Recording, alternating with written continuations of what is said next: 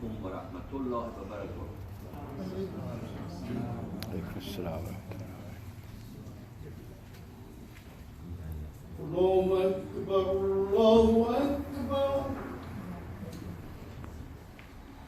الله أكبر الله أكبر أشهد أن لا إله إلا الله أشهد أن لا إله إلا الله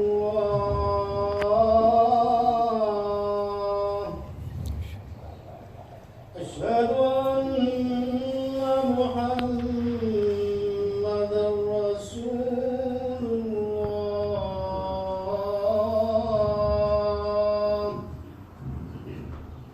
أشهد أن محمدا رسول الله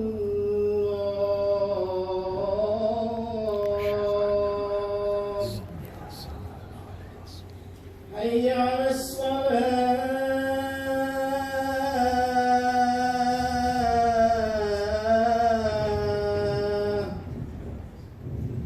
حي على الصلاة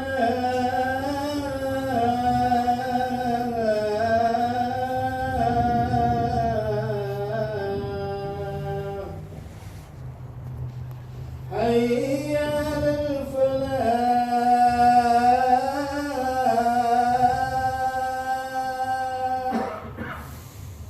لا حول ولا قوة. حي على الفلاح لا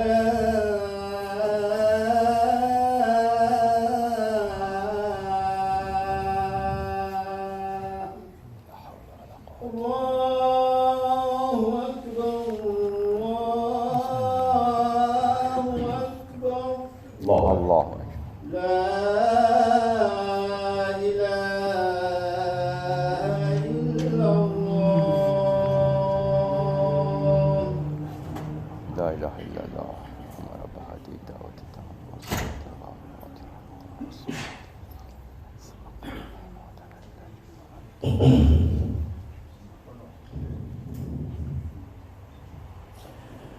الحمد لله والصلاة والسلام على سيد المرسلين وعلى آله وأصحابه أجمعين وأشهد أن لا إله إلا الله وحده لا شريك له وأشهد أن محمدا عبده ورسوله اللهم صل على محمد وآل محمد كما صليت على إبراهيم وعلى آل إبراهيم إنك حميد مجيد رب اشرح لي صدري ويسر لي أمري واحلل عقدة من لساني يفقه قولي أما بعد. My dear respected brothers and sisters in Islam, Assalamu alaikum wa rahmatullahi wa barakatuh. عليكم السلام ورحمة الله. Today I'd like to briefly talk to you about a very fascinating and profound subject, and that is the existence of the universe and its ultimate fate.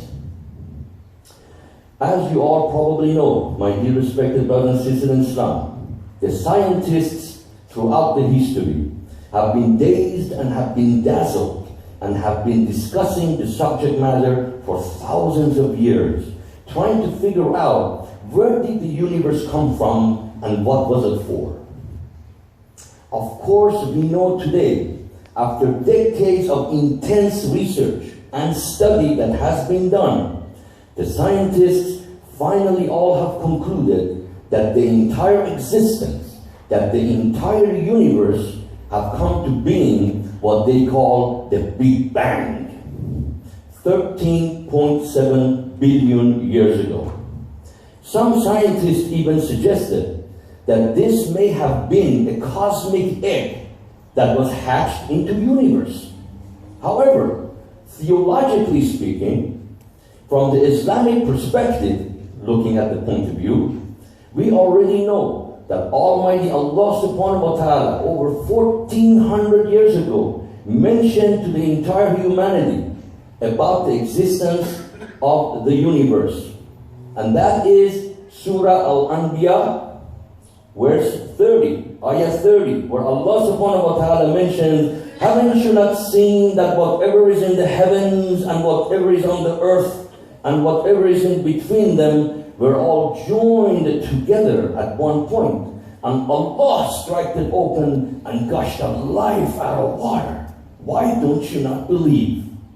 Allah subhanahu wa ta'ala clearly is explaining to the disbelievers in this ayah in particular that I am the one who actually brought about the existence of the universe.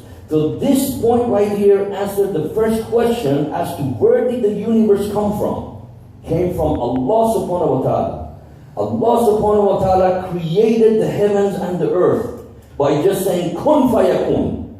So the existence of a universe came to being from Allah subhanahu wa ta'ala. The second question as to why was the universe came to being? What was the purpose of the universe and the existence? This issue has been dazzling scientists for thousands of years. Allah subhanahu wa ta'ala clearly mentions in the Holy Quran, وَمَا خَلَقْتُ الْجِنَّ وَالْإِنسِ إِلَّا لِيَعْبُدُونَ. And I have not created jinn and the human being but to worship me. That answered the second question. Purpose of existence, worshipping Allah subhanahu wa ta'ala. Getting to know Allah subhanahu wa ta'ala. Where we're coming and where we're heading. Allah subhanahu wa ta'ala clearly is mentioning to us that this is the main purpose that I created you, is to worship me. On the other hand, Allah subhanahu wa ta'ala mentions in another verse in Surah Al-Mulk, أعوذ بالله من الشيطان الرجيم, الذي خلق الموت والحياة ليبلوكم أيكم أحسن عملا. صدق الله العظيم. Allah subhanahu wa ta'ala says that I have created death and life to test you, to see which one of you is best in conduct. So we're here, we're created to worship Allah subhanahu wa ta'ala, and Allah is giving you and I a chance to see which one of you is best in conduct. Which one of you can be the best of the best. Be the best at whatever that you do. You want to be a Muslim? Be the best Muslim. Be the strong Muslim. Be the smart. Be the one who's going to be able to guide humanity to Allah subhanahu wa ta'ala. Now with respect to end of the universe, the topic is really vast. I could go on for hours discussing everything in detail. But due to lack of time, I'm just pretty much giving it to you in a nutshell. With respect to the end of the universe, the scientists pretty much have two scenarios or two theories that they believe is going to play out. One theory that the scientists believe that the end of the universe will come, they call it the freezy end. The other scientists also call it the fiery end. These are the two scenarios that they believe is going to play out.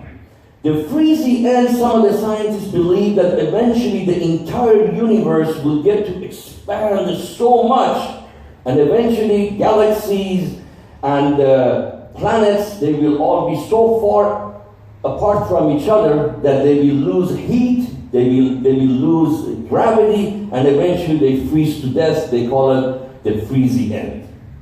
However, this particular theory is not gaining any ground whatsoever. What is gaining ground is the idea of the fiery end, which the scientists believe that eventually the entire universe will expand so much that it will tear up, like it will blow up, if you will, imagine a bubble inside the ocean that is growing and growing, and eventually what happens? It bursts. So they believe that the entire universe will expand so much, eventually will rip apart and it will collapse on itself. In fact, this point corresponds with what the Holy Quran tells us. That's what we believe, in the fiery end. In fact, the Almighty Allah subhanahu wa ta'ala mentions with respect to the fiery end in the Holy Quran, before the fiery end, before the entire universe rips apart, Allah subhanahu wa ta'ala mentioned in the Holy Quran, أعوذ بالله من الشيطان الرجيم, وَنُفِخَ فِي الصُّورِ فَإِذَا هُمْ مِنَ الْأَجْدَاثِ إِلَىٰ رَبِّهِمْ يَنْسِلُونَ صدق الله العظيم.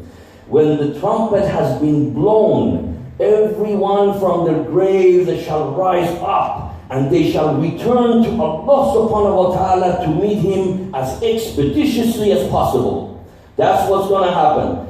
There will be two trumpets according to the Holy Quran. Okay? The first one, when Israfil will blow into the horn, what's going to happen? The universe is going to tear. There will be a split. How do I know that? The next surah Allah subhanahu wa ta'ala mentions is Surah Al-Inshiqaq. أعوذ بالله من الشيطان الرجيم بسم الله الرحمن الرحيم إذا السماء انشقت وأذنت لربها وحقت وإذا الأرض مدت وألقت ما فيها وتخلت وأذنت لربها وحقت يا أيها الإنسان إنك كادح إلى ربك كدحا فملاقيه فأما من أوتي كتابه بيمينه فسوف يحاسب حسابا يسيرا وينقلب إلى أهله مسرورا وأما من أوتي كتابه وراء ظهره فسوف يلقى صبورا ويصلى سعيرا إنه كان في أهله مسرورا إنه لن يهور بلى إن ربه كان به بصيرا. صدق الله العظيم. Allah subhanahu wa ta'ala in this delightful surah, beautiful surah, Allah subhanahu wa ta'ala mentions when the sky shall be split asunder and the sky shall be listened to the command of Allah because the command is from Allah. And when the planet Earth on the day of judgment will be a flat earth, will be different. It will be flat. And it will have an earthquake where everything within the earth shall pretty much exit out into the planet. And the earth will listen to Allah subhanahu wa ta'ala because the command is from Allah subhanahu wa ta'ala that this is the sign of the day of judgment. And Allah subhanahu wa ta'ala mentions, O people, you shall all return to Allah with hardship and difficulty to meet Allah subhanahu wa ta'ala on the Yawm al-Qiyamah, day of judgment. And on that day, if your book of deeds are handed to you on your right hand, your account shall be easy, and you shall enter into paradise with happiness and joy with your family.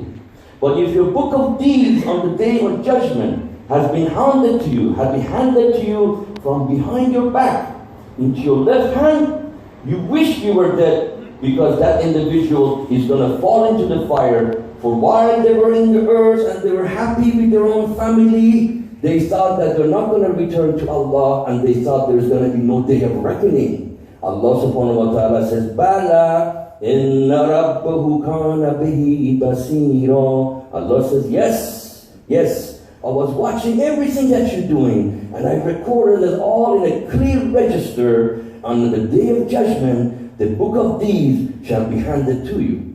So as you can see, my respected brothers and sisters, we believe that eventually the universe will not only tear apart, but it will actually collapse on itself. In fact, another beautiful verse, Allah subhanahu wa ta'ala referring to the disbelievers. O you disbelievers, are you waiting for the day that we shall roll up the heavens and the earth like a scroll and bring it back to its origin? For that is easy for Allah to do. Allah is challenging the disbelievers. Are you waiting for me for the day that I'm going to roll up the heavens until you believe? Why don't you believe before that day? So this is the beautiful example Allah subhanahu wa ta'ala is mentioning to us. Another beautiful verse that clearly says, وَهَذَا ذِكْرٌ مُبَارَكٌ أَنزَلْنَاهُ أَفَأَنْتُمْ لَهُ مُنْكِرُونَ. Allah subhanahu wa ta'ala is saying, and I have revealed this blessed revelation, will you deny it? Also, Allah subhanahu wa ta'ala, with respect to the end of the universe, it will not be the end of life as we know it. Allah subhanahu wa ta'ala mentions, إِنَّهُ هُوَ يُبْدِي وَيُعِيدُ. Allah is the one who generates life, and Allah repeats it. So even though we believe that with the first bang, because Allah subhanahu wa ta'ala even mentions in the Holy Quran that the hour, the sa'ah, is called the sa'ah, has many different names. But when the hour comes, it will be but a blast while they're disputing. What does that mean? Why they're disputing? That means even when the end of earth, the last day, people are still fighting with each other, whether it's on the earth or in the heavens on the earth. So people are still going to be fighting among each other until the blast will seize them. And Allah says when the blast happens, they don't even have time to go back to their own family. Too late. End is coming. Then obviously the second bang or the second horn will be blown is called the day of resurrection, when all of us shall rise from our graves to meet Allah subhanahu wa ta'ala, and Allah is going to hand to you your report card. What did you do on this earth? You're all going to see your own report card in your own hand. It will be like a book, like a movie. You're watching your whole life going ahead of you from the day you were born to the day you die. You will see your whole life in this clear book, and you'll be imagined Zarratan misqala khayran yara, Zarratan misqala sharran yara. Atom weight of good deeds, atom weight of bad is all recorded in there. And you are shocked that, wow, how did this actually happen? So my dear respected brothers and sisters in Islam, as you probably know, the day of judgment, Allah subhanahu wa ta'ala mentions that is very, very close. To us it might seem pretty far, but for Allah subhanahu wa ta'ala is very close. Because remember, 100 years of our life compared to the cosmic calendar is a spark. The earth has been around for 4.5 billion years. The sun has been out there for 5 billion years. The entire universe have been in existence 13.7 billion years. What's 100 years of my life and your life? Bam! It's a spark of light will be gone. So don't waste your time. Don't be going and getting involved in activities that are not going to benefit you. Before you know it, your life is up. So the best thing to do, worship Allah subhanahu wa ta'ala and deliver the message of Allah subhanahu wa ta'ala to the people. أقول قولي هذا واستغفر الله لي ولكم.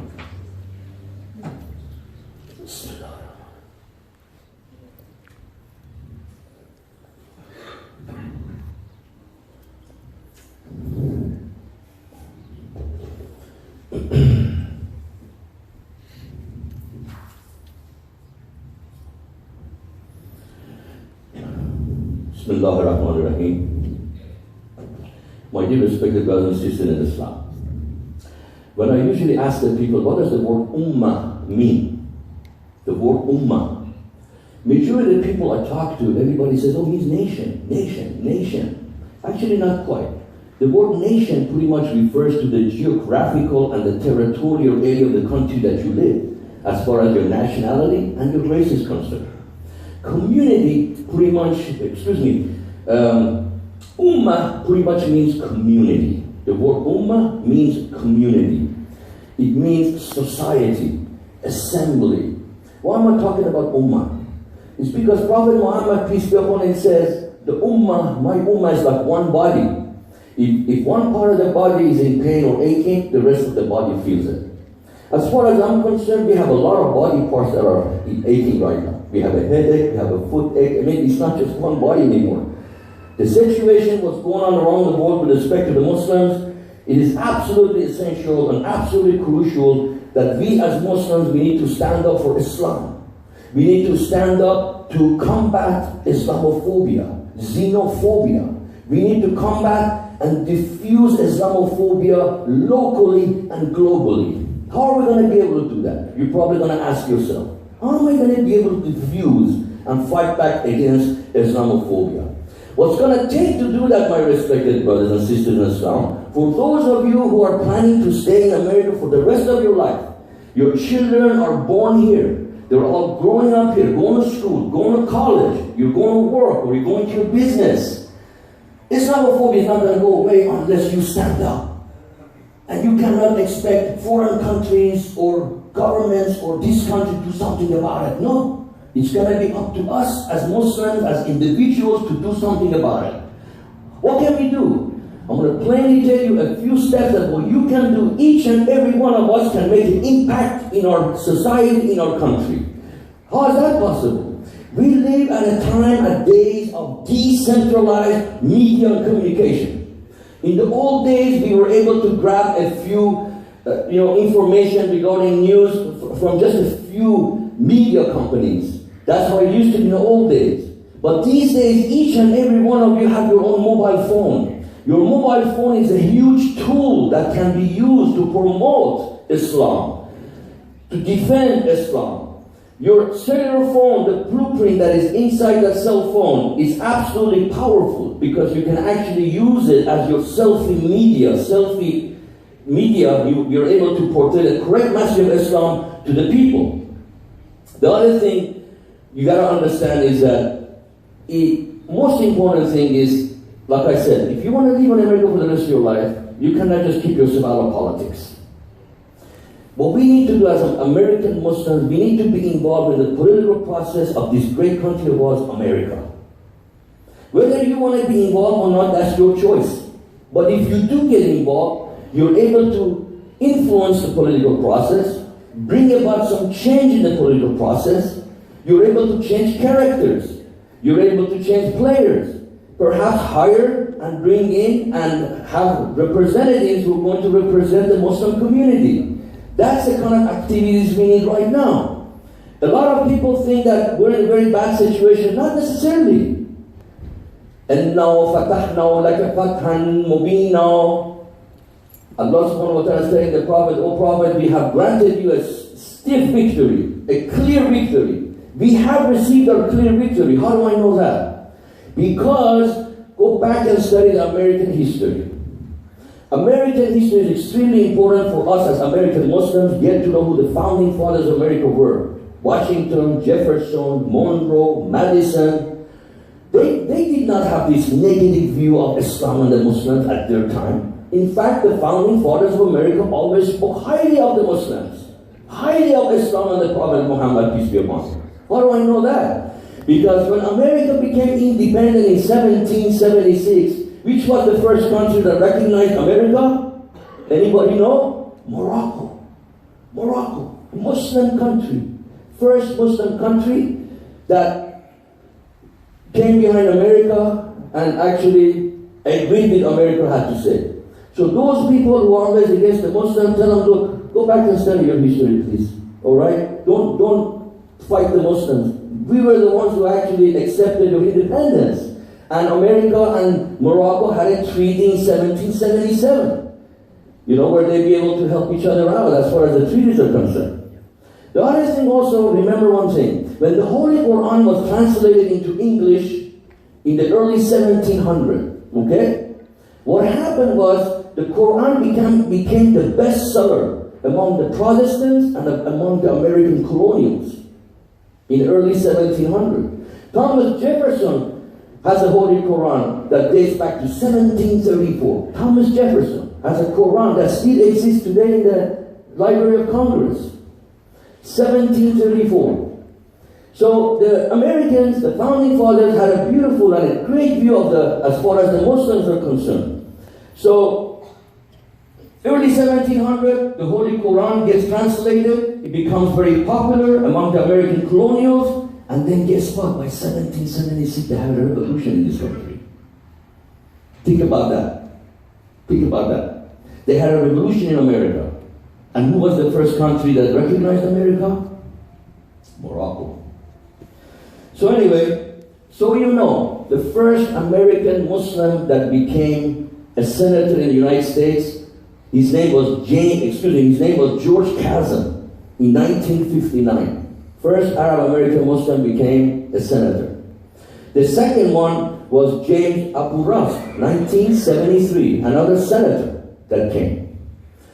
Also, from 73 until 2007, the Muslims pretty much vanished from the American political arena. We didn't have any senators, we didn't have nobody to represent us. By the grace of Allah, in 2007, Keith Ellison from Minnesota was elected as the first Muslim. And then after him was Andre Carson from Indiana. That was a beautiful, that's why I'm telling you this is a success. That we have already succeeded by having Muslims who are going to represent us inside the government. And as you all probably know, in 2018 we had 2 female Muslim representatives that were chosen. One is Ilhan Omar, and most of you probably know from Minnesota, the representative, and the other one is Rashida Tlaib from Michigan.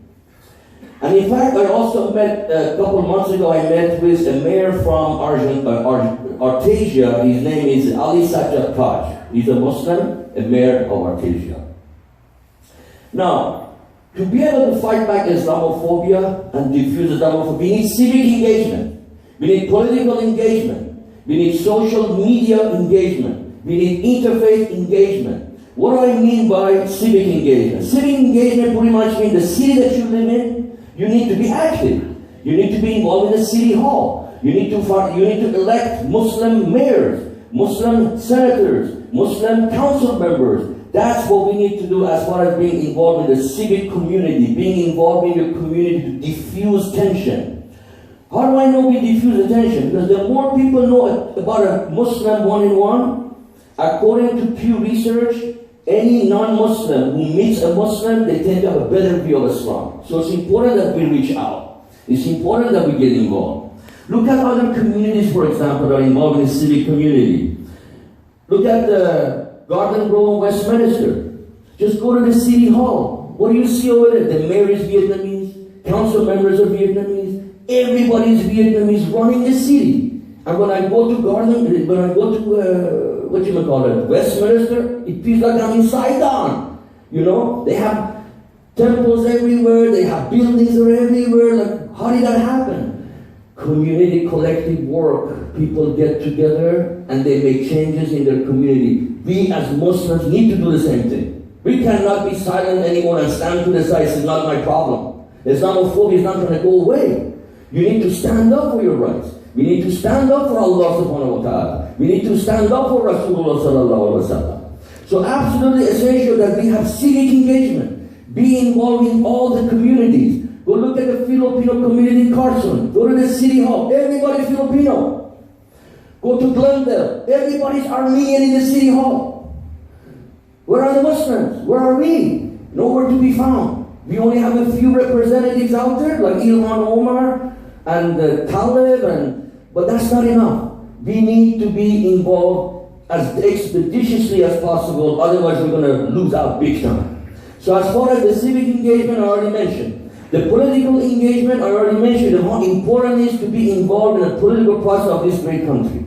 If you don't get involved, if you don't elect representatives who want to represent Islam and the Muslims, what's going to happen? You're going to have 28 states out there who are initiating laws in order to ban Sharia law in their states. If you don't do anything for Islam and the Muslims, you don't stand up, you're going to have politicians out there who are going to initiate laws in the city against the Muslims. And then you're going to turn around, why did they do this against the Muslims? Why did this politician or the city, whoever they put up a law against the Muslims? Why? Because we weren't there. We were absent. We're not there.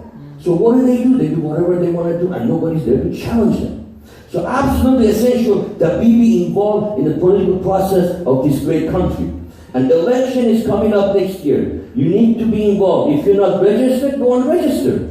You want to register as a Democrat, as a Republican, as an independent, do it. We need to show that America has granted every Muslim their civil rights. You have a right to vote. You have a right to own a business. You have a right to, many rights have been granted to you. So don't lose those rights. Don't miss out on that. The other thing has to do with the social media. Whenever you go on your social media, Facebook, Twitter, whatever it is, don't just go in there and put your own photo and flirt around with everybody. That's okay to some extent, but your main mission is you want to be out there, use the social media to portray the correct message of Islam to the people. So when you go to Twitter or you go to Facebook, immediately look for Ilhan Omar, representatives who are out there, Muslim representatives, Ilhan Omar, Rashid Talib, what's his name? Keith Ellison.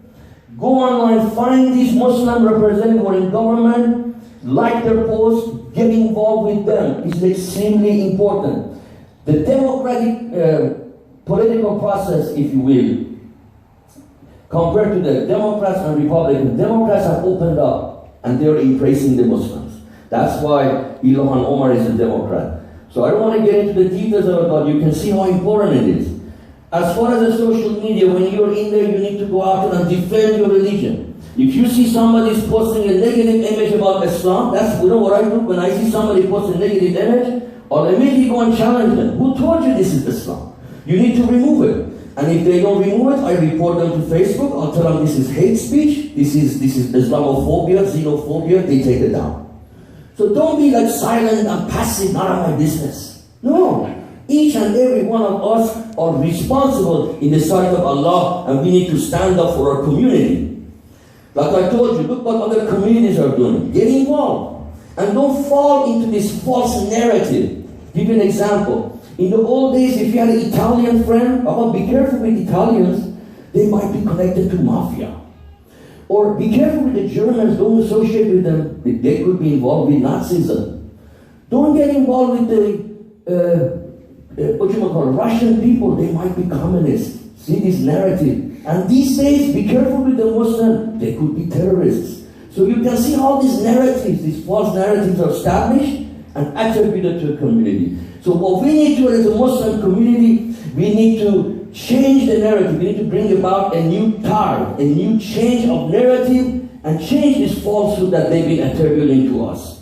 And do not fall for the trap of all these terrorists out there who try to do evil deeds and put the blame on the Muslims. We need to be very crystal clear about that. Don't fall for that. We do not believe in terrorism. We condemn terrorism. Well, one thing that we are dealing with is with respect to bigots and racists who believe that diverse societies don't work. They believe that multicultural societies are incompatible with each other, and we need to prove them that they are wrong. And the way we can do that is to be involved in the civic engagement, political engagement, social media engagement, interfaith engagement. A lot of interfaith communities have been developed. You need to get involved in interfaith activities with other religious groups so they know who Muslims are. We need to be present. We need to be available out there, because if we're not going to be present, we're going to be losing our big time.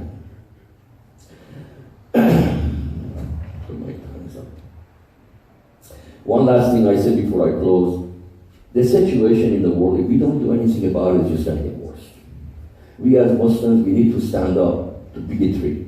We need to stand up to hate. I'm not saying argue with the people fighting. No, I'm not saying that. But what I'm saying is just stand up through your words. A word can be sharper than a sword. So you need to be involved. Be involved in all those activities. Be involved in your community. Be involved in the political arena. Be involved in the social arena. We need to be involved. We're not going to be involved. We're going to be losing our big time, because the situation right now is going on around the world. It's about globalism versus nationalism. Before it was globalism versus communism. Then from communism was dissolved, and they changed or replaced communism with terrorism. And now the terrorism is kind of gone under the rug. Now they're bringing nationalism, if you will. So we have all these different variables that are happening to our society, and we need to be involved as Muslims and bear the responsibility. ربنا آتنا في الدنيا حسنة وفي الآخرة حسنة وقنا عذاب النار وقنا عذاب القبر وقنا عذاب الحشر وقنا عذاب الميزان ربي أعوذ بك من همزات الشياطين وأعوذ بك ربي أن يحضرون إن الله وملائكته يصلون على النبي يا أيها الذين آمنوا صلوا عليه وسلموا تسليما اللهم صل على محمد وعلى آل محمد كما صليت على إبراهيم وعلى آل إبراهيم إنك حميد مجيد أقول قولي هذا وأستغفر لي ولكم وأقيم الله أكبر.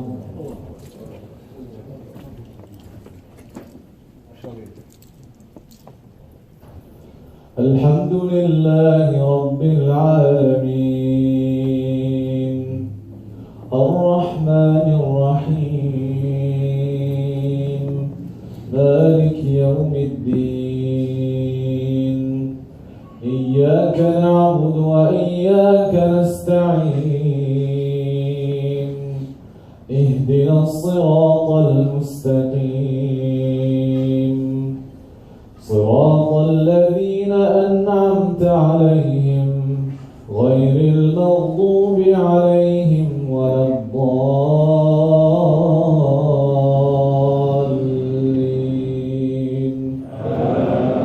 آمين.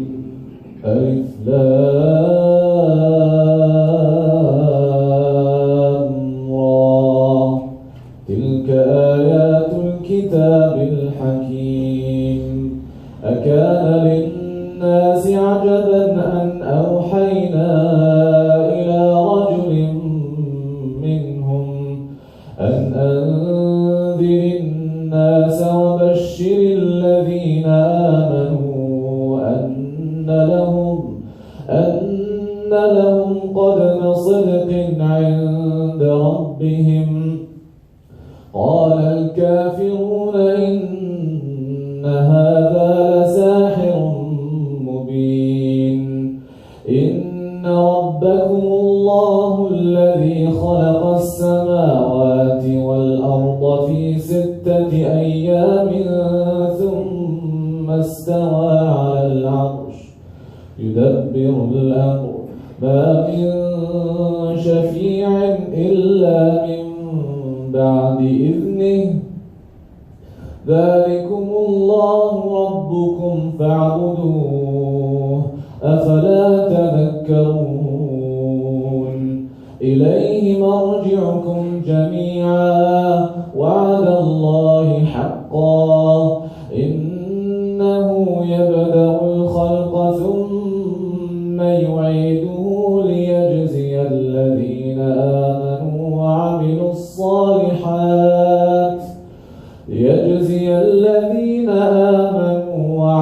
الصالحات بالقسط والذين كفروا لهم شراب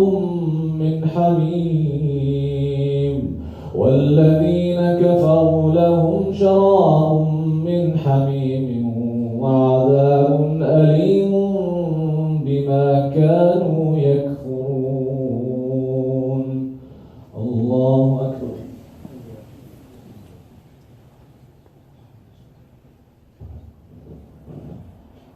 سمع الله لمن حمده. الله أكبر.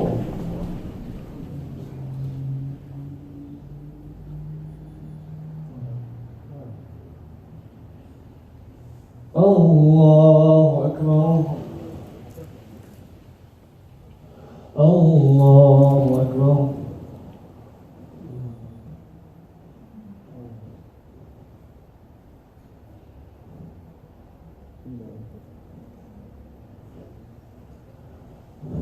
الله أكبر. الحمد لله رب العالمين الرحمن الرحيم مالك يوم الدين إياك نعبد وإياك نستعين اهدنا الصراط المستقيم صراط الذين أنعمت عليهم غير المغضوب عليهم ولا الضالين.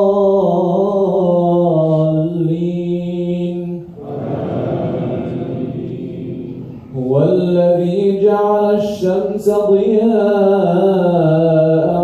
والقمر نورا وقدره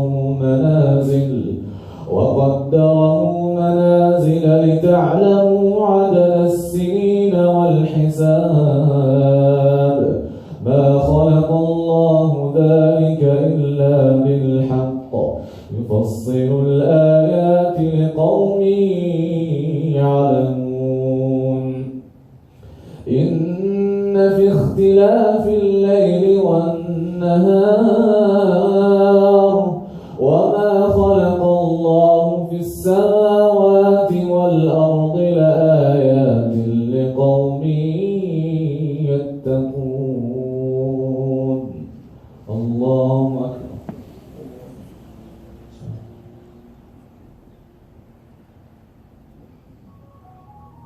سمع الله لمن حمده. الله أكبر.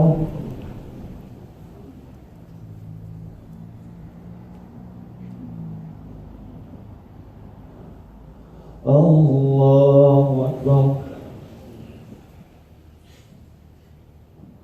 الله أكبر.